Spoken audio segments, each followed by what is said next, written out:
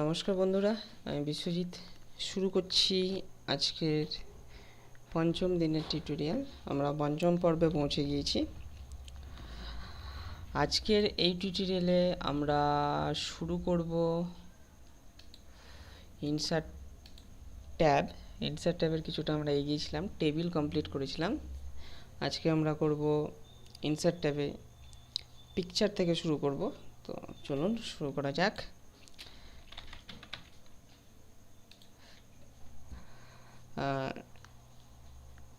প্রতিদিন আপনারা একটু একটু করে প্র্যাকটিস করতে থাকবেন, আশা করি। 100% জুম আমি করে নিচ্ছি।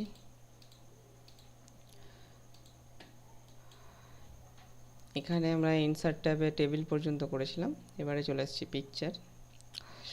আপনি ডকুমেন্টের মধ্যে যদি কোনো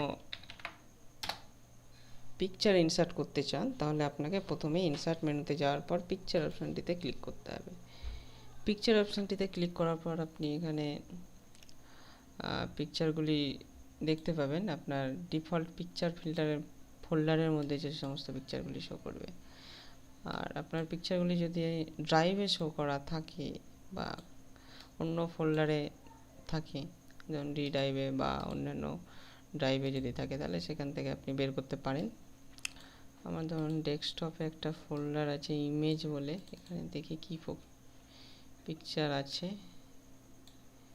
এই যে ওয়ালপেপারের পিকচারগুলো আছে, এই পিকচারগুলো নিয়ে আমরা কাজ করব।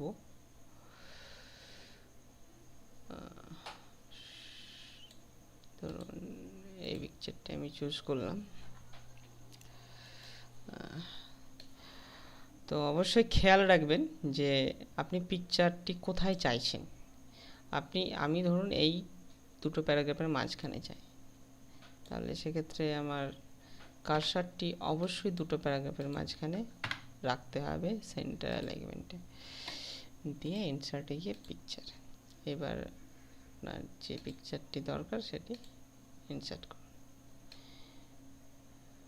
আশা করি বুঝতে পেরেছেন পিকচার ইনসার্ট করা। তো এই পিকচারটি যতই বড় থাকুক, অটোমেটিক অ্যাডজাস্ট হয়ে আপনার পেজের সঙ্গে অ্যাডজাস্ট হয়ে এটি ঠিকঠাক চলে আসবে। অ্যাকচুয়াল যদি আমি ধরুন এই পিকচারটি ধরুন আমি দেখছি, প্রিভিউ করছি, কত একটা বড় পিকচার। হ্যাঁ, সাইজ যদি দেখি আমি এর, তাহলে সেক্ষেত্রে দেখুন 1922 1080 পিক্সেল। তো নিশ্চয়ই এটির হাইট এতটা হবে না। তো যাই হোক, এটি অটোমেটিক অ্যাডজাস্ট করে। সিলেক্ট করে জাস্ট ইনসার্টে ক্লিক করুন, দেখুন অটোমেটিক অ্যাডজাস্ট হয়ে গেছে। তো এছাড়াও আপনি যদি আরও ছোট বড় করতে চান, তাহলে পিকচারটা চারি সাইডে দেখুন কিছু সাইন এসছে, বাউন্ডিং বক্স যেটাকে বলা হয়। বাউন্ডিং বক্সের যে কোনো একটা পয়েন্টে গিয়ে ড্র্যাগ করুন। ছোট করতে চাইলে ছোট, বড় করতে চাইলে বড়, এইভাবে ড্র্যাগ করে আপনি করতে পারেন। এইভাবে লম্বা চওড়াও করতে পারেন। তো আমি রেকমেন্ড করবো সবসময় কোণা ধরে করতে। কোণা ধরে কোণাকোণিভাবে যদি আপনি ড্র্যাগ করেন, তাহলে চারিদিক থেকে হবে। আর এছাড়াও কন্ট্রোল কিটা প্রেস করে চারিদিক থেকে ছোট করা যায়। অল্ট কন্ট্রোল ধরে পেস্ট করলে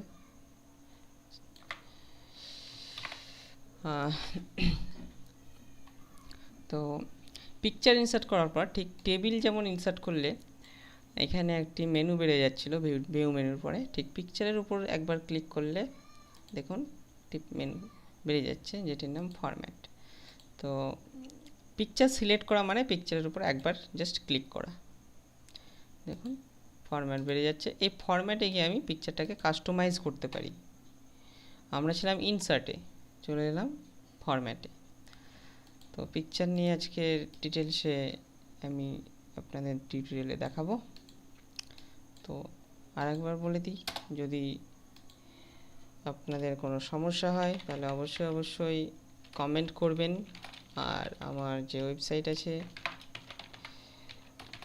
এই ওয়েবসাইটে গিয়ে আপনি এই টিউটোরিয়ালগুলি পেয়ে যাবেন।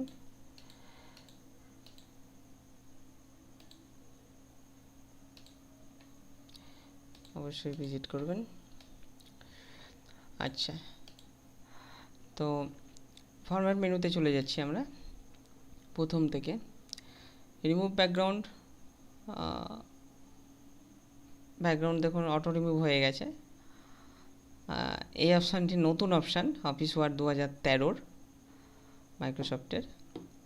এই অপশানটি 2007 অথবা 13-তে পাবেন না। তো চেঞ্জ করলে চেঞ্জ করতে পারেন, ডিসকার্ড করলে পরে আগের অবস্থায় ফিরে যাবে, অথবা যেটুকু মার্ক হয়ে আছে সেটুকু ডিলিট করতে পারেন। তো আমি চাইছি না চেঞ্জ করতে, কারণ খুব একটা ভালো লাগছে না, আমি ডিসকার্ড করে দিলাম। তারপরে চলে আসছি কারেকশানে গিয়ে আপনি ব্রাইটনেস এবং কন্ট্রাস্টটা আপনি কমিয়ে নিতে পারেন।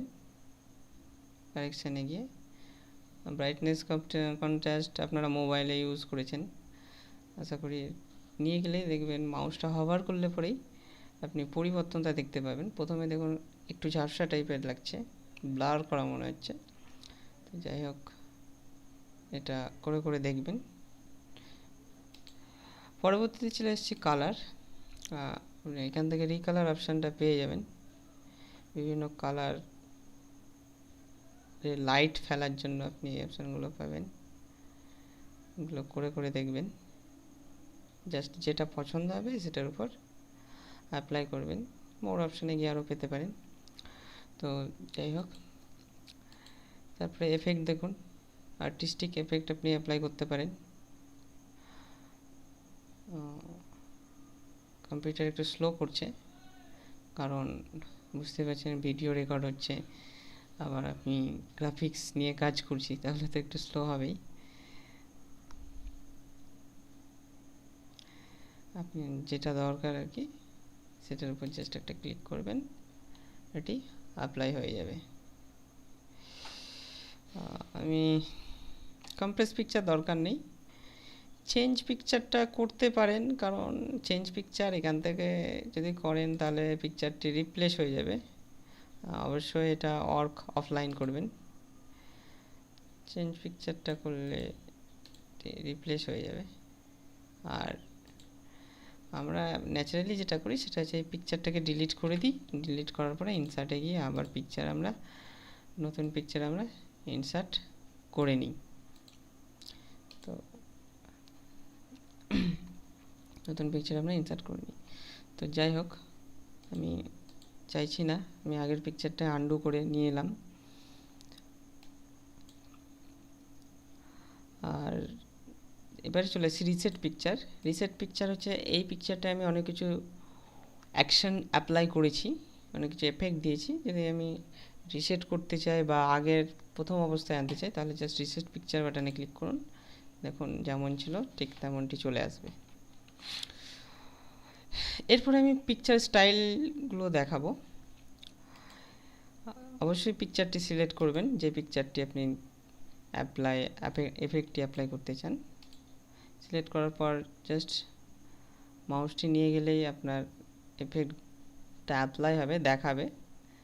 তবে পার্মানেন্টলি অ্যাপ্লাই করার জন্য আপনাকে ক্লিক করতে হবে, ক্লিক করতে ভুলবেন না।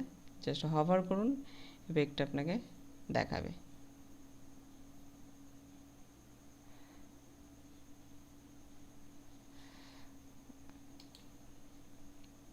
আমি ডিলিট করে দিচ্ছি এই পিকচারটি, আমি অন্য একটা পিকচার নিচ্ছি।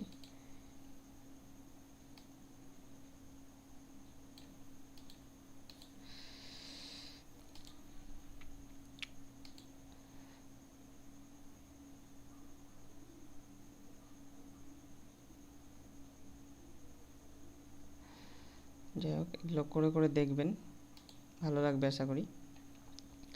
আচ্ছা, এরপরে চলে এসেছি পিকচার বর্ডার। আপনি যদি এখান থেকে পিকচার স্টাইল চুজ করেন তাহলে কিন্তু পিকচার বর্ডার সাপোর্ট করবে না। এই যে ক্লিক করলাম, দেখুন পিকচার বর্ডারে রেড কালার আসেনি, বা বর্ডারে আমি ওয়েট মোটা করে দিলাম তবুও দেখেন হালকা বোঝা যাচ্ছে, ঠিকঠাক সাপোর্ট করছে না। আপনি যদি এখান থেকে চুজ করেন, তার জন্য আপনাকে কী করতে হবে, আগের অবস্থায় ফিরে যেতে হবে, অর্থাৎ অরিজিনাল পিকচারে ফিরে যাওয়ার পরে এবার আপনি বর্ডার দিন, ওয়েট দিন, দেখুন বর্ডারটা মোটা হয়েছে। এবার আপনি বর্ডারের কালার দিন, দেখুন এবার বর্ডারটি বোঝা যাচ্ছে। এটি মাথায় রাখবেন। তো কোনো বর্ডার যদি না দিতে চান তাহলে এখানে নো আউটলাইন করবেন, মোর আউটলাইন কালার, এগুলো তো জানেনই। ওয়েট হচ্ছে কতটা মোটা হবে বর্ডারটি সেটি। তারপর হচ্ছে ড্যাশ ড্যাশ, অর্থাৎ ড্যাশেস হচ্ছে বিভিন্ন স্টাইল বর্ডারের, যেটি ক্লিক করবেন সেটি অ্যাপ্লাই হবে এখান থেকে। এগুলো করে করে দেখবেন।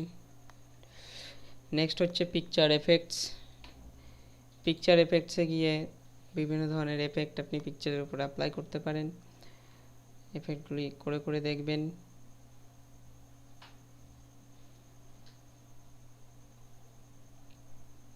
দেখুন সুন্দরভাবে সাজিয়ে যাচ্ছে পিকচারটি আমার। আপনার যেটি দরকার সেটি অ্যাপ্লাই করবেন, যেটি ভালো লাগছে সেটি করবেন। এটা নো প্রিসেট ক্যান্সেল করার জন্য। পরবর্তীতে আপনি শ্যাডো বা গ্লো দিতে পারেন। রিফ্লেকশন দিতে পারেন, যেটা আমি আয়নার মতো হবে বলেছিলাম। জাস্ট 6টা পড়বে একটা নিচে, দেখুন পড়েছে।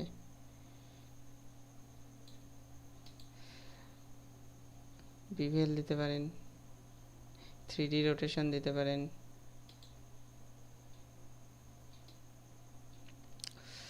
এগুলি করে করে দেখবেন। আমি পরবর্তীতে চলে যাচ্ছি। পিকচার লেআউট দরকার নেই, এই অপশানটি নতুন এখানে অ্যাড করা হয়েছে। অর্থাৎ আপনি কোনো শেপের মধ্যে যদি পিকচারটি অ্যাড করতে চান তাহলে এটা অটোমেটিক্যালি একটি শেপ তৈরি করবে। এবং ধরুন এই শেপটি আমি করতে চাই, এখানে লিখে দিন ধরুন পিকচার, বা আমাদের ওয়েবসাইটের নাম লিখে দিলাম।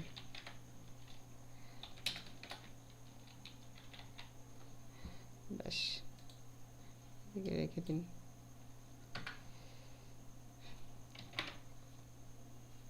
কেটে দিলাম, দেখুন এটি অ্যাপ্লাই হয়ে গেছে। করতে পারেন, এটা খুব ভালো এফেক্ট। এরও আবার ডিজাইন এবং ফরম্যাট চলে এসছে। এটারও বিভিন্ন ধরনের ফরম্যাট, আপনি কী ধরনের নেবেন চলে এসছে। এটি শুধুমাত্র এই অপশানটি অফিস ওয়ার্ড 2013-তে পাবেন। এর পূর্ববর্তী ভার্সনে এই অপশানগুলি পাবেন না। ফরম্যাটে গিয়ে এটার আবার কালার টালারগুলো চেঞ্জ করতে পারেন, দেখুন চেঞ্জ হচ্ছে। এগুলো করে করে দেখবেন। মোটামুটি একই জিনিস, জাস্ট আপনাকে প্র্যাকটিস করতে হবে। তো যাই হোক, আমরা ছিলাম কোথায়? আমরা ছিলাম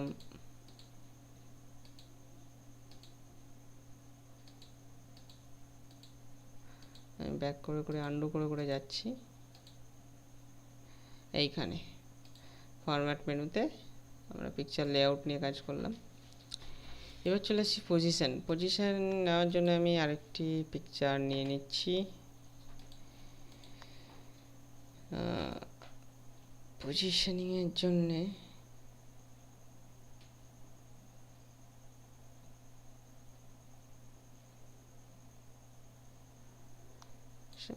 সেই পিকচারটি নিলাম। এই পিকচারটি আমার ধরুন, যেমন আপনারা অনেক সময় বইয়ে দেখবেন ছবি দিয়ে তার ডেসক্রিপশানটি দেওয়া থাকে। এক কোনায় ছবি থাকে, ধরুন জিওগ্রাফি বইয়ে ধরুন এক কোনায় ছবি আছে, সেখানে ছবিটা আঁকার পরে পাশ থেকে ডেসক্রিপশানগুলি শুরু হয়েছে। কিন্তু এখানে দেখুন সেরকমটি হয়নি, এখানে একটা লাইন হিসেবে এটি রয়েছে। আপনি যদি এটাকে ড্র্যাগ করে ছাড়েন এক জায়গায়, দেখুন একটি লাইন হিসেবে নিচ্ছে। যেখানেই ছাড়ছেন একটা লাইন হিসেবে ও থেকে যাচ্ছে, পাশে কোনো লেখাগুলি আসছে না। তাহলে আপনি পজিশনটা থেকে এটা করতে পারেন। উপরের কোনায় করলে উপরের কোনায় আসবে, একদম নিচে কোনায় করলে নিচে কোনায় আসবে, একদম প্রপার মাঝখানে করলে প্রপার মাঝখানে আসবে। দেখুন হচ্ছে, কিন্তু তবুও পজিশনে পারফেক্ট হবে না। এটি পেজের মধ্যে পজিশনটি চুজ করবে, কিন্তু লেখার মধ্যে কিন্তু নয়। পেজের পজিশান চেঞ্জ করবে, পেজের কোথায় হবে, পেজের সেন্টারে, পেজের টপে, পেজের লেফটে, পেজের রাইটে, এটি পেজের মধ্যে, কিন্তু লেখার নয়। আমি লেখার মধ্যে প্রথম প্যারাগ্রাফে এখানে আমি ছবিটি চাইছি, এখানে নয়, এখানে আমি ছবিটি চাইছি। তাহলে সেক্ষেত্রে এটি ডিফল্ট ইনলাইন হয়ে থাকে, এই ইনলাইন অপশানটি হয়ে থাকে। আপনাকে যেটি করতে হবে, এখান থেকে র্যাপ টেক্সট অপশানে গিয়ে আপনাকে স্কোয়ার বা টাইট এই দুটির মধ্যে যে কোনো অপশান বেছে নিতে হবে। ডিফল্ট ইনলাইন হয়ে থাকে, স্কোয়ার করলে দেখুন ও চারকোনাভাবে জায়গাটা নিয়ে নেবে, বাদবাকি অংশটুকু লেখা দিয়ে ভরাট হয়ে যাবে। আপনি যেখানে এটাকে নিয়ে যান এটি অটোমেটিক্যালি হয়ে যাবে। তো এইটি হচ্ছে আমার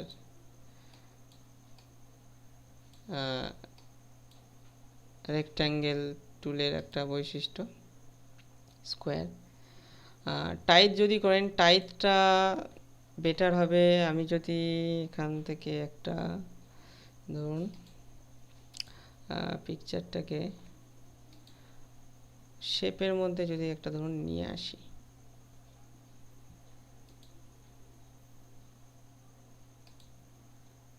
এটি টেক্সট আমার দরকার নেই, সরি।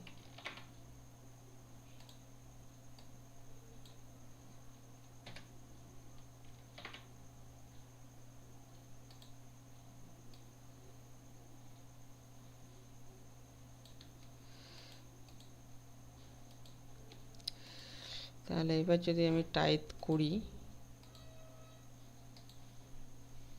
এবার এটি সাপোর্ট করবে না, যাই হোক। তাহলে এটি অন্য ইমেজ ফরম্যাট নিয়ে আমাকে দেখাতে হবে। ট্রান্সপারেন্ট ইমেজ যদি থাকে আমার এখানে, ট্রান্সপারেন্ট ইমেজ কি আছে,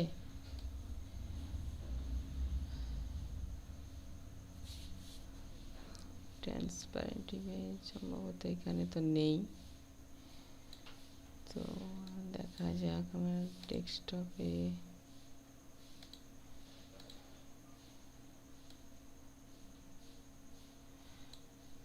কম্প্রেস নেই। আচ্ছা, ট্রান্সপারেন্ট ইমেজ দরকার। আমি একটুখানি ভিডিওটা পজ করছি। আচ্ছা, তবে কী যেন বলছিলাম, ট্রান্সপারেন্ট ইমেজ। ট্রান্সপারেন্ট ইমেজ হলো যে ইমেজগুলির ব্যাকগ্রাউন্ড খালি থাকবে, যেমন ধরুন এই ইমেজটি, এটি হচ্ছে নন ট্রান্সপারেন্ট ইমেজ। এখানে ব্যাকগ্রাউন্ডে একটা সলিড কালার আছে, কিন্তু এই ইমেজটি দেখুন আমি ব্যাকগ্রাউন্ডটি রিমুভ করে দিয়েছি, শুধুমাত্র মেন অংশটি, মেন ছবিটি আছে, কোনো ব্যাকগ্রাউন্ডে সলিড কালার নেই। আমি এটাকে ট্রান্সপারেন্ট করেছি। এই যে দেখতে পারেন এই দুটো ছবির মধ্যে পার্থক্য, দুটোর সাইজ কিন্তু একই। আমি খালি একটাকে ট্রান্সপারেন্ট করেছি, ব্যাকগ্রাউন্ডটা রিমুভ করে দিয়ে, আর একটা ব্যাকগ্রাউন্ড সলিড কালার দেওয়া আছে। এবার আমি এই পিকচারটি ইনসার্ট করছি। এই যে এই পিকচারটি যদি আমরা ইনসার্ট করি, আর তার নিচে আমি যদি ট্রান্সপারেন্ট পিকচারটি ইউজ করি, তাহলে দেখুন ছোট করে নিচ্ছি আমি, সাইজ বোঝার সুবিধার্থে ছোট করলাম, এটাকেও ছোট করে নিচ্ছি।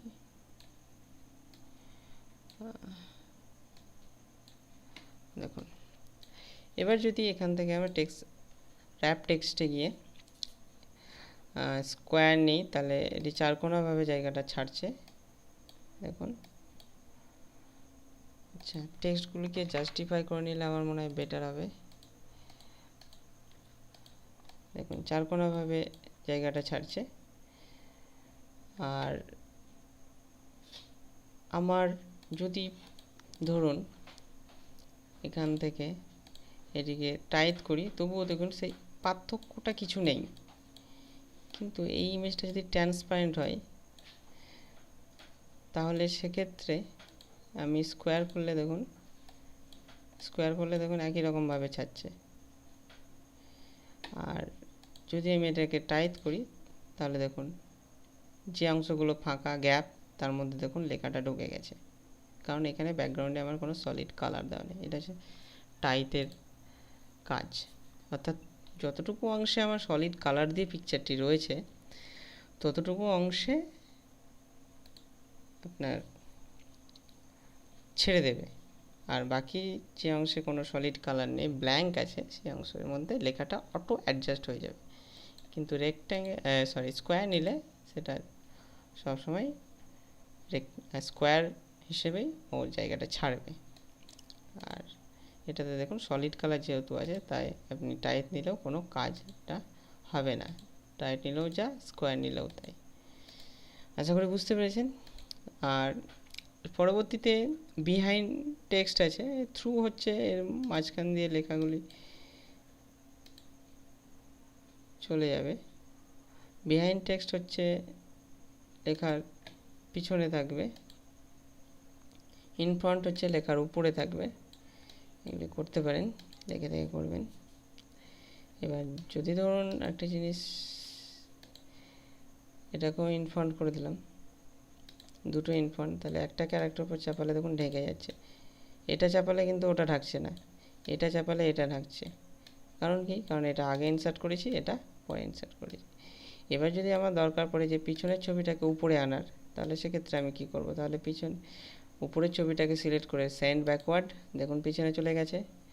এবার যদি আপনি পিছনের ছবিটাকে, পিছনে কোনটা আছে এটা, সামনে আনতে চান, তাহলে being forward.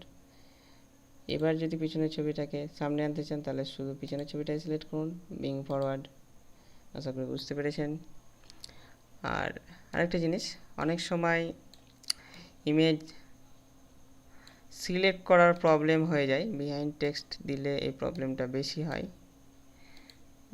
Behind text image অনেক সময় সিলেক্ট হয় না, এই দেখুন লেখা সিলেক্ট হয়ে যাচ্ছে, ইমেজ অনেক সময় সিলেক্ট হয় না।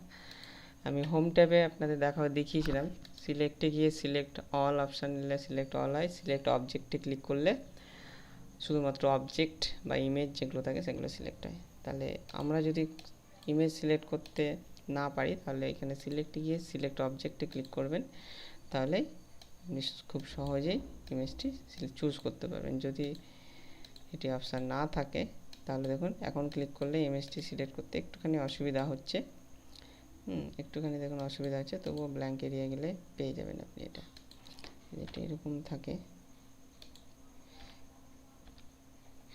এবার দেখুন এই পিকচারটি সিলেক্ট করা যাচ্ছে না, সম্ভব হচ্ছে না এই পিকচারটি সিলেক্ট করা, তাহলে সেক্ষেত্রে আমরা কি করব? তাহলে সেক্ষেত্রে সিলেক্ট অবজেক্টে গিয়ে খুব সহজে আমরা এটা সিলেক্ট করতে পারবো। আশা করি বুঝতে পেরেছেন। পরবর্তীতে চলে এসেছি অ্যালাইনমেন্টের দরকার পড়বে না, কারণ আমার যেখানে দরকার সেখানে আমি ড্র্যাগ করে নিয়ে চলে যাব ছবিটি। রোটেট, এটিরও দরকার পড়বে না, কারণ রোটেট করার অপশানটি এখানেই রয়েছে। এখান থেকে আমার যতটা দরকার ততটা আমি ঘুরিয়ে নিতে পারবো ছবিটি, যেমন অ্যাঙ্গেল ওয়াইজ আমি ঘুরিয়ে নিতে পারবো, ছবিটি। তবুও আপনি 90 ডিগ্রি রোটেট বা ভার্টিক্যাল এই সমস্ত এগুলো করে দেখতে পারেন। তারপর হচ্ছে ক্রপ টুল। সাপোজ ধরুন এই ইমেজটার এতটা, এই যে ব্লু এরিয়াটা এতটা আমার দরকার নেই, আমার শুধু মানে এই ছবি থেকে এইটুকুটা থাকলেই হবে কাজ, তাহলে আমার এইটুকুটা কেটে বাদ দিয়ে দেবো। সেক্ষেত্রে আপনি ক্রপ টুলটা ইউজ করুন, ক্রপ টুল ইউজ করে এইভাবে ক্রপ করুন, এন্টার প্রেস করুন, ব্যাস কমপ্লিট, ক্রপটেড। আর এখান থেকে সাইজটা বাড়ানো কমানো করতে পারেন, তো এটা আমরা এখান থেকে করি না, ন্যাচারালি আমরা এখান থেকে এইভাবে করে দিই, ড্র্যাগ অ্যান্ড ড্রপ, ড্র্যাগ করে আমরা সাইজটা বাড়িয়ে নিই। তো আশা করি পিকচারটা মোটামুটি কমপ্লিট হয়ে গেল। আশা করি আপনারা বুঝতে পেরেছেন। বুঝতে না পারলে অবশ্যই কমেন্ট করবেন, আর এই টিউটোরিয়ালটি আপনি এই সাইটেও পাবেন। ধন্যবাদ দেখার জন্য। পরের টিউটোরিয়ালের জন্য অপেক্ষা করুন। পরের টিউটোরিয়ালে আমি শেপ দেখাবো, স্মার্ট আর্ট এগুলো দেখাবো। So thank you.